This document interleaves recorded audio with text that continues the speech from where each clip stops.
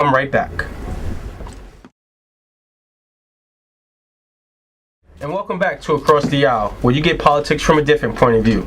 Once again, my name is Saquan Jones, and I'm joined by my co-host Mensah, James Davermann, and today's special guest, Laquan Word. James, we're going to start this second segment off with you. Arizona is now instituting a ban on ethnic studies in their curriculum.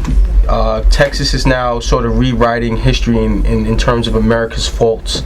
And if you also add in what Governor of Virginia, Bob McDonnell, is doing by introducing gun safety in grades kindergarten through 5th grade, where are we going with this? You don't have to necessarily answer along party lines unless that's what you choose to do, but at the end of the day, the curriculum is being altered substantially within the last 5 months, and I just wanted to see what your idea on what's going to happen going forward. Well, in general, considering how much our children have been subject to liberal indoctrination in our schools over the past couple decades, I mean, it was inevitable that at some point conservative communities would sort of rally and institute policies and curriculums that better reflect their points of view and the way they see the world.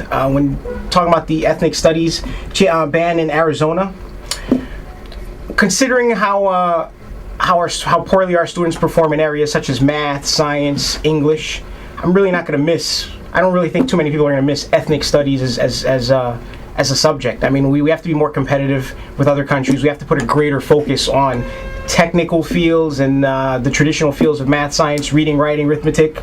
I think those are a lot more important. So conservatives just don't see the need to use government funds, taxpayer dollars, to basically teach kids about ethnic studies when that's something you can learn if you go to college. But right now your focus is getting the basic fundamental skills that you need for a quality education. So I'm not going to miss it. I'm pretty shocked that you would say that ethnic studies are pretty much not important, given the melting pot that America is. I think there's a lot of history that people need to know about, and especially kids growing up. When they're sponges, they need to know these things.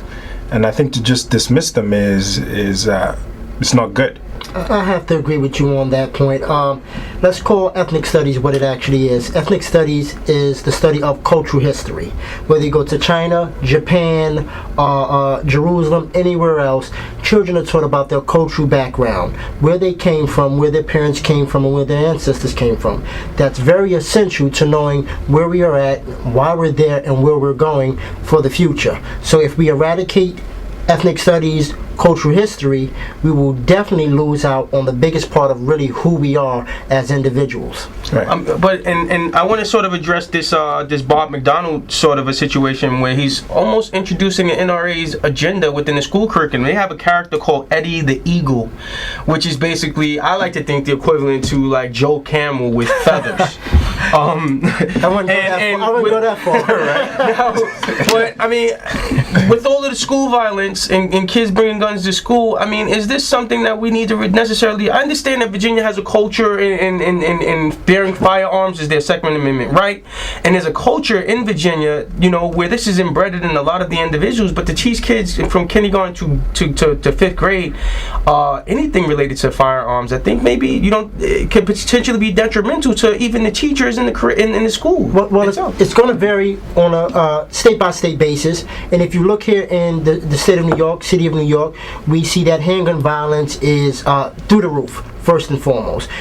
People are not informed, children are not informed, and therefore we have a large problem with individuals not only being mistakenly or fatally killed, accidents in the home, and plus children don't actually know what firearms are for or the purpose of having them. Now in Virginia, right to carry state, of course we have that president there, Mississippi, Miami, Florida, Texas, places like that. So it's definitely going to vary. So education is vital for individuals in those states for the simple fact that it's more prevalent, or carrying guns is more prevalent in those states. But I mean, carrying guns, I mean, carrying guns in the schools or teaching school kids how to carry guns, I mean, that's a little, I mean, I understand you want to be conservative. It's not teaching them really how to carry guns. Well, we can be clear on that. You're teaching them about gun safety. I mean, as a liberal, I think that's a subject I think the education has to be delivered in a way where they understand, okay, it's not right to carrying a legal firearm. That's correct. And then also teach them the safety. If you do have a legal firearm, Or find one in the home. And Right, many of this these is kids have how you parents handle who are yourself gun with owners. it. There are a lot of accidents to be avoided. I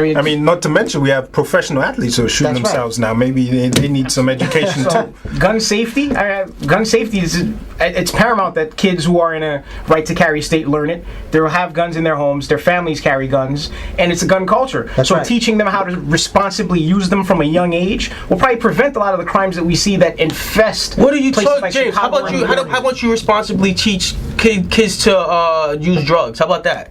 If you're gonna put guns, if you're gonna Drugs put, are not legal. I mean, that's I understand that they're not legal, James. I understand that they're not legal, but at the end of the day, this country and the interpretation of Second Amendment rights is too broad for you to even want to institute this sort of portion into the curriculum whatsoever. Well, it's called how to use drugs safely. It's what substance abuse counselors call harm reduction. How to meet the person there you go. halfway who is utilizing drugs. Maybe you don't When smoke 3 bags of marijuana per day. Maybe you smoke 2, or maybe you smoke 1. You have to meet people where they're at. So in those states where they are teaching gun safety, it's for a number of reasons. First and foremost, in a state like Virginia, they have many sporting events which children participate in where they use firearms, first and foremost. So that could be skeet shooting, it could be hunting, any number of things. So that's why that is. But I think that comes with the training, though, of the actual sport. In terms of bringing it into the actual schools, is a little different. Exactly, and you're automatic. And when these kids are in these sports, they have parental consent, and you're not. I feel that if you begin it at an early age, kindergarten through 5th grade, you're creating a mindset of interaction with guns responsibly and safely? as opposed to New York of City interaction or Chicago, where there are no of safety interaction curriculums. Right. with guns, of interaction with guns. But where does when that you start? I mean, but if it doesn't start in the home, say for instance you have an individual such as myself who absolutely hates guns. Right. I'm not going to implement that into my household. But then now, if my child is in school in Virginia, now you're bringing that sort of aspect onto a kid who doesn't necessarily have to have it. Saquan, I can guarantee no one's going to put a 9mm in any of those kids' hands in that school. How do you know? But I think the parents need to gun be asked safety. first whether they think their children should get this education. I don't think it should just be released to everyone. Well, voting citizens should stand up if that is the case and make that known. That's what we'll end up If eventually Virginians seeing. oppose it, it won't. They won't continue with it. But I think it's very beneficial.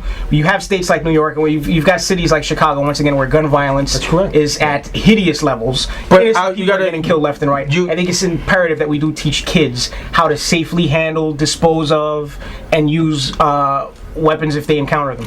And we have done it here in New York City. It was called crime. McGruff the crime dog. We had did McGruff the talk crime about dog. a gun. Yeah, but that's totally different than Eddie the Eagle, but it who's was advocating gun actually use. education. Advocating safe gun use. Exactly, and that children should not utilize guns for purposes of crime or perpetrating crimes.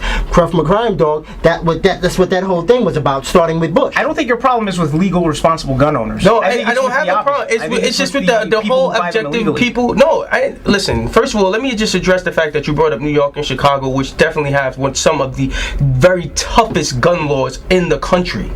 That's first and foremost. The second thing is that my problem is not necessarily the objective of this curriculum change. It's the fact that you are basically putting it on to someone else. And you're basically saying you're introducing a mindset that I think that kids are not going to be exposed to otherwise. So, I mean, we'll see how it goes, though. And we're going to conclude this week's segment of Across the Aisle, where you get politics from a different point of view. Please make sure you join us at acrosstheaisle.tv every Sunday at 11 a.m. And we look forward to seeing you in next week's episode of Across the Aisle.